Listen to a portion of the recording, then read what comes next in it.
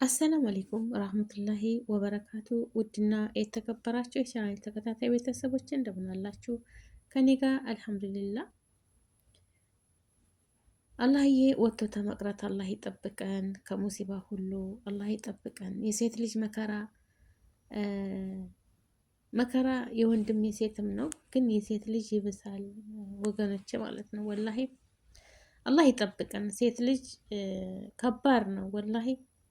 ያው አላህ ይጠብቀን ይጠብቃችሁ። ሴት ልጅ በቃ እንዴት ነው?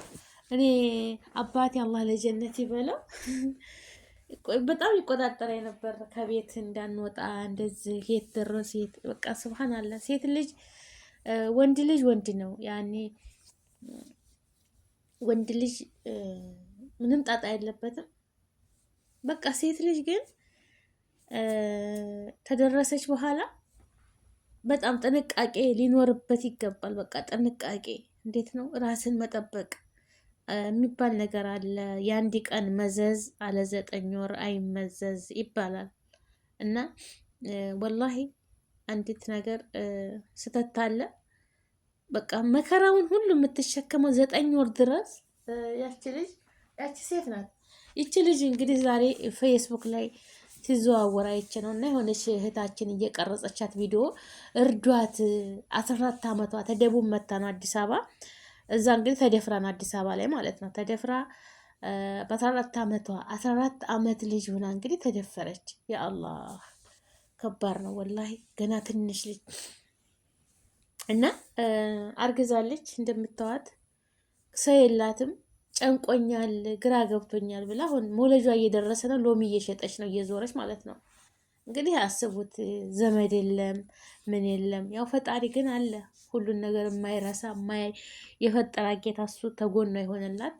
አብዛኛው እህቶቻችን በየትቦ ስር በየዙባላ ማስቀመጫ ቆሻሻ ማስቀመጫ ስር በጫካ ውስጥ የሚጥሏቸው እንደዛ ኃላፊነታቸውን ሳይወጡ ገና ትንሽ ልጆች ነገ ደግሞ ለራሳቸው መኖሪያ የሌላቸው ሰው ቤት ሰርተው የሚያድሩ ሴቶቻችን በድንገት መደፈር ብዙ ነገር ይደርስባቸውና እነዛ ህፃናቶች ምንም ሳያውቁ ለተለያየ ነገር ያደርጓቸዋል። እነዚህ እንግዲህ ህፃን ልጅ ምን ዘንብ አለበት? ምንም ዘንብ የለበትም። መጠንቀቅ ያለባት እሷ ናት። ሴት ልጅ ናት መጠንቀቅ። አስለን ሴት ልጅ ጠፍታ ከቤተሰቦቿ ተለይታ መጥፋት የለባትም ሴት ልጅ ማለት ነው። ለምን የሚመጣውን ነገር ታውቃለች። ደግሞ ከሆነ በቃ ተመጡ ዘመር ጋር ወይም ተያያዥ ራሳቸውን ጠብቀው መቀመጥ እንጂ ሴት ልጅ ወላሂ በጣም አስቸጋሪ ነው። አሁን እዛ ኮሜንት ላይ ብዙ አስተሳሰብ አለ፣ አስተያየታቸው ማለት ነው። መጀመሪያ ፍቅሬ ማሬ ብላ ለምን አሁን ትላለች። ብዙም አይረዱ አሉ። ወላሂ ማንኝ ሴት ላይ ሆናችሁ በሴት አትፍረዱ። ወላሂ የአስር ብትጠነቀቁ ስብሓንላህ። ሴት ልጅ ሴት ናት። የምትደፈርበትን ነገር ቁዋ የላትም፣ አቅም የላትም። እና በተደፈረችበት ሰዓት ላይ የሚመጣው መዘዝ ማለት ነው። የሚመጣው መዘዝ በቃ እርግዝና የሚባል ነገር ይመጣል በአንዲት ቀን። ገባችሁ አይደለ? እና ሴት ልጅ እንደው ወንዶች አስቡ ማለት ነው። ጊዜያዊ ስሜታችሁን አትከተሉ። ይቺ እህታችሁ ብትሆንስ ወይም ልጃችሁ ብትሆንስ ምን ታረጋላችሁ እናንተ? ለጊዜያዊ ማንኛውም ወንድ ቢሆን ለጊዜያዊ ስሜት ለደቂቃ ብሎ ይቺ ልጅ እንግዲህ አስቧት። እና ከባድ ነው ወላሂ። በየአረቡ ዓለም ላይም በስደትም በዛም በዚህም ሴት ልጅ ከባድ ነው ወላሂ። እንደምላችሁ አላውቅም፣ ብቻ ከባድ ነው። በስደት የምትመጡ በህገወጥ ላይ ሲመጣ ሙስታሂል ሳይደፈሩ አይመጡም አበደን። አንዳንዶችማ መርፌ ተወግተው የሚቀብረውን ማስቀብረው ምናምን ነው የሚመጡት፣ አስበውበት አይቀርም ብለው ማለት ነው። ለጥንቃቄ ያህል ካጋጠመን ሴት ነን ብለው ማለት ነው። ወላሂ ብዙዎቹ እንደዛ አድርገው ነው የሚመጡት። በህገወጥ ቢቀርስ ስደት ማለት ነው። እና የሴት ልጅ መከራዋ በጣም ያሳዝናል። ወላሂ ላዚም አይ አሳዘነችኝ። እና ፈጣሪ ድረስላት የምትረዷት ካለ እያለች ኮሜንት ላይ እየተናገረች ነበር። አላህ ይስጣት። ሙምኪን ስንት መልካም ሰዎች አሉ። በእሷ ሰበብ ልትረዳ ትችላለች። እስከነ ሆስፒታል ውስጥ ገና ትንሽ ናት። ኧረ ቢስሚላ በጣም ከባድ ነው ወላሂ። እና በስደት ያላችሁ እህቶች ሴት ልጆች ያላችሁ ተጠንቀቁ። ወላሂ ቤተሰብ ላይ በተለይ ሴት ልጅ ተደረሰች በኋላ ትንሽ አደግታለች በኋላ አስለን እናትና አባቷ ጋር መሆን ያለባት። የአባቷ ባይኖር ደግሞ እናት ታስፈልጋለች። ገባችሁ አይደለ? ሴት ልጅ በቃ እንዴት ነው ብዙ አደጋ የሚደርስባት በሴት ላይ ነው እንዳልኳችሁ። ሴት ልጅ በቃ የሚከተለው ነገር በጣም አደጋ ነው እና አብዛኛው ደግሞ የምናየው ነገር ህፃን ልጅ ቆሻሻ ቦታ፣ በወንዝ ገንዳ ስር፣ ቆሻሻ ማስቀመጫ ስር በቃ በየቦታው የሚጥሉት እንደዛ ኃላፊነታቸውን በድንገት እርግዝና ይከሰታል። ያንን ነገር እንደምንም ብለው 9 ወር ተሸክመው ተወለዱ በኋላ ለምን ይጥላሉ? አትጣሉ ተወለዳችሁ በኋላ ወላሂ። ኧረ ቢስሚላ ከባድ ነው ማሳደጉም። ላስተነተነው ሰው ከባድ ነው። ለምን እንኳን ሌላው ቀርቶ ብቻቸውን ሆነው ቤተሰብ ያለበት 1 ወር እንኳ ድረስ መታረሻ ማለት ነው። 1 ወር ድረስ እንኳን መታረሻ ሴት ልጅ ያለ መከራ ማለት ነው። መተኛት አለባት፣ መታረስ አለባት። ህመም አለው። ወዲያው ተወልዶ መነሳት ወር ድረስ የራሱ ሴት የሆናችሁ ታውቃላችሁ። ምንም ልደባበቅ አይቻልም ማለት ነው። ወንድም ይረዳል። ሴት ይሆን እናውቃለን። ህመሙን፣ ስቃውን ማገገም አለ፣ ህመም አለ፣ ብዙ ነገር አለ እና ያንን ደግሞ ለማድረግ ቤተሰብ ያስፈልጋል፣ ቤት ያስፈልጋል፣ ገንዘብ ያስፈልጋል።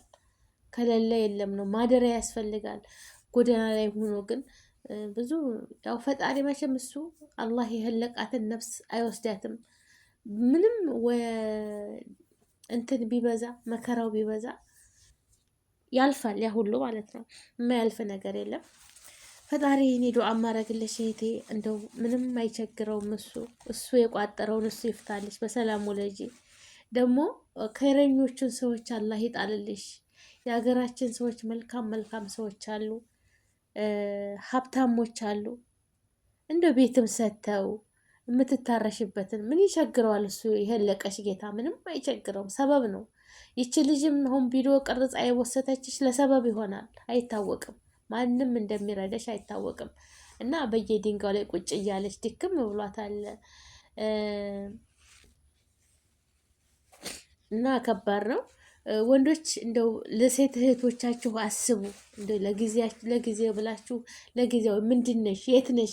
ቤተሰብ እኮ ቢኖራት እንደው የሆነ ነገር ወይንም በቃ አብራችሁ ሁናችሁ ያችን ያስረገዛችኋትን ልጅ ለሁለት ሁናችሁ በቃ እኔ አለሁሽ፣ እኔ ጋር ነው የምትሆኘው፣ አንተም ሰርተህ እሷም ሰርታ የመጣው እንጂ ለአንድ ቀን ብለህ እሷን የራስሽ ጉዳይ በእህትህ ላይ ወይም በሌላ ላይ የሚደርሰው በልጅህ ላይ የሚደርሰው የማትፈልገውን ነገር በሌላ እህት ላይ አትመኝ ማለት ነው።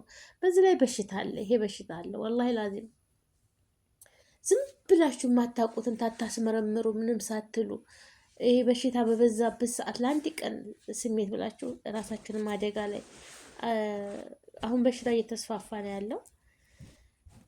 ብቻ ከባድ ነው። እንደዚህ ብዬ ለመፍረድ ይከብዳል። ሴት ነኝና አላህ ወደፊት ምን እንደሚያመጣ የሰው ልጅ በቃ በስደት ላይ ስንኖር ምን እንደሚያጋጥመን አላህ ብቻ ነው የሚያውቀው። እኔ በተቻለኝ አቅም ራሴን ጠብቃለሁ ብዬ ላለሁኝ፣ ግን በቃ ማድሬ ምን እንደሚያጋጥመ መንገድ ላይ የሆነ ቦታ ስትሄዱ በቃ አስገድዱ አለ አይደለ? ሰው ሴት ነኝና ብዙ ነገር አለ። ከዛ ሁሉ ሙሲባ ግን አላህ ይጠብቃችሁ፣ አላህ ይጠብቃችሁ። ሴት ነን፣ ምንም አቅም የለን። ደግሞ ከሆነ በኋላ ደግሞ ያ ነገር በሴት ላይ አንድ ቀን የሆነ ነገር በቃ ይመጣል፣ እርግዝና የሚባል ነገር ማለት ነው። ገባችሁ አይደል? ያንን 9 ወር ሙሉ ተጨንቃ ምን ብላ ብዙ ነገር ጭንቀት አለ እኳ። ሌላው ቀርቶ ትዳር እኳ ውስጡ ናችሁ፣ ዝም ብላችሁ የማትፈልጉት ትዳር ውስጡ ናችሁ። አልፈልገውም ከሱ ጋር መቀጠል አልፈልግም ብላ የምታስብ ሴት ለሚቀጥለው ወይም ሀይዷ ተቀረባት ስንት ነው የምትጨነቀው? ለዛውም በቃ አለ የምታውቀው። ግን ይሄ በአጋጣሚ ነገር ሆኖ የሚሄድ ነገር በጣም ከባድ ነው። አላህ ይጠብቃችሁ እህቶቼ። እና በጣም ነው ያሳዘነችኝ፣ ወላሂ በጣም ነው ያሳዘነችኝ። በአሁኑ ሰዓት አላህ ቢልላት ቤቷ ብኮን አረፍ ብላ ደልቷት በቃ መከዳ ሶፋ ላይ ቁጭ ብላ መከዳ ተንተርሳ እንደዚህ ምን አስፈለገሽ ምን አማረሽ ተብላ የምትጠየቅ ነበረች አይደለም። ጥሩ ባል ቢኖራት ወይም ቤተሰብ ቢኖራት ምን አማረሽ እስኪ ምን ነፍሰ ጡር ብዙ ነገር ያምረዋል አይደል? እሷ ግን ለዕለት ቁርሷ እየተንከራተተች ሆዷን እንደዛ አድርጋ ባልጠነከረ ሰውነቷ ልጅነቷ ማለት ነው ሎሚ ለጊዜው እያለች ቁጭ እንዳልል ብላ በቃ የጨነቀዋል አይደለም። እና አላህዬ እንደው ከይረኛውን ሰዎች አላህ ይጣልልሽ፣ የሚያዝኑትን ሩህሩህ የሆኑትን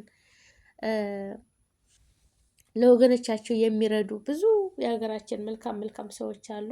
ከነሱ ላይ አይን ላይ ጥሎሽ ፈጣሪ ከነ ሆስፒታሉ ከነ ሕክምናሽ ከነ መውለጃሽ ከነ መታረሻሽ እንዳውም ቤትም ሰጥቶሽ ምንም አይቸግረውም እሱ የፈለቀሽ ጌታ አላህ መልካሙን ሰው ይጣልልሽ ነው የምልሽ። ወላሂ በጣም ያሳዘነችኝ። አገራችንን ሰላም ያድርግልን እና ሴት እህቶች ጎዳና አትውጡ። ከቤተሰቦቻችሁ ጠፍታችሁ ለስራ ብላችሁ አትውጡ።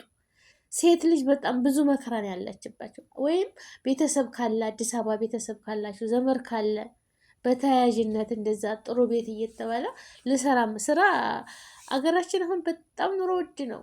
ልስራም ታላችሁ ሀገራችሁ ላይ በቤተሰብ በቃ ታልተስማማቸው እዛ ቤተሰብ ጋር እንትን እየተባለ መስራት እኮ ምንም የሚያስነውር የለም። ግን የሚያስጨንቀው የሚያስጠላው ምንድን ነው? እንደዚህ ካልሆነ ቦታ ላይ ወርቃችሁ ስታረግዙ፣ በሽታ ላይ ስትወርቁ እና ስርቆት ምናምን ሲኖር ይሄ ነገር በጣም ያስጠላል። ግን ሰርቶ ላቡን ጠብ አድርጎ ሀላሉን ራሱን ማስተዳደር ትልቅ ናዕማ እና ትልቅ ኢባዳ ነው። ወላሂ በሀላል መንገድ ሰርቶ ማደር ነውር አይደለም። ግን አልሆነ ቦታ እንደዚህ ተሰባስባችሁ ወይም ወድሻለሁ ምንም ችግር የለም ልጅነት አታለ እንዳትታለሉ ሴት ልጆች። ወላሂ ሴት ናቸው። አንድ ቀን የሆነ ነገር በቃ ይመጣል እና ስለዚህ ማሰብ አለባችሁ። ትዳርም ተሆነ በቃ ተነጋግራችሁ ቤተሰብ ጋር እንደዛ ተነጋግራችሁ ወደ ትዳር ገብታችሁ ከዛ በኋላ አብራችሁ የሚሆንበትን ነገር ነው እንጂ እህቶች ተጠንቀቁ። ጥንቃቄ ያስፈልጋል። ማንንም እዛ ሀገርም ሆናችሁ አሁን በአረባ ሀገሩ ላይም ሆናችሁ ብዙዎቹ ህገ ወጥ ናችሁ የምታረግዙ አላችሁ። ህገ ወጥ ሲሆን በጣም ነው ወላሂ ተስንት አንድ ነው ሆስፒታል ሄደው የምትወልደው ማለት ነው። ለምን መኖሪያ ፍቃድ ስለሌላቸው ቤት ውስጥ እየወለዱ ታለክምና ብዙ ህይወታቸው የሚያልፋለ። ለልጆቹ ምርመራ የለ ምን የለ 9 ወር ሙሉ ቼካፕ ምናምን የለም። ለምን ወረቀት ያስፈልጋቸዋል። ስለዚህ ተመጣችሁ መጋወጥ አንገታችሁን ደፍታችሁ ስሩ። ምን ትሆናላችሁ? ምንም እኮ የሚሆን ነገር የለም ወላሂ። ስለዚህ አንገትን ደፍቶ መስራት ለምን እንደው አላህ አይቀድር እንጂ ነፍሰ ጡር ሆናችሁ ተፍትሽ ቢመጣ ተነርጉዝነታችሁ ነው እኮ እስር ቤት መገዱት። ወልዳችሁም ተኝታችሁ አራስ ዛሬ ወልዳ ባለፈው ተፍትሽ ላይ ሲገባ ዛሬ ወልዳ እስር ቤት ሄደች አለኝ። ባስ ላይ የወለዱ አሉ። በጣም ባለፈው ተፍትሽ አይታችሁ አልገባችሁ አይደል? በሰው ሀገር ሆናችሁ መኖሪያ ፍቃድ ሳይኖራችሁ አትውለዱ። ለማንኛውም ነገር የባላችሁም የእናንተ መኖሪያ ፍቃድ መኖር አለበት። ለሁሉም በቃ የሆነ ህመም ሸካብ መደረግ አለባቸው። ልትወልዱ ስትሉ ሄዳችሁ ሆስፒታል ትወልዳላችሁ። ህጋዊን ልጆቻችሁን ደግሞ ማትችሉት ሆነ ለስራ እንኳ የማይመች ከሆነ ወይ እናት ወይ አባት ሩጦ አድርሶ ቤተሰብ ጋር ያው ይሰቃያል ልጅ አውቃለሁኝ። ተናከተ አባት ተለይቶ ማደግ ከባድ ነው። ግን ቢሆንም አድርሳችሁ ትመጣላችሁ ማለት ነው። ገባችሁ አይደለም? እና ህገ ወጥ ትሆናችሁ ሰራ አድርጋችሁ ወደ ሀገራችሁ ገብታችሁ ሀገራችሁ በክብራችሁ በማረጋችሁ ታገባላችሁ። ማንም ይቃማለ የለም የሚልሽ የለም በሀገርሽ ላይ ማለት ነው። ቢጤያችሁን ታገባላችሁ ነው ምለው።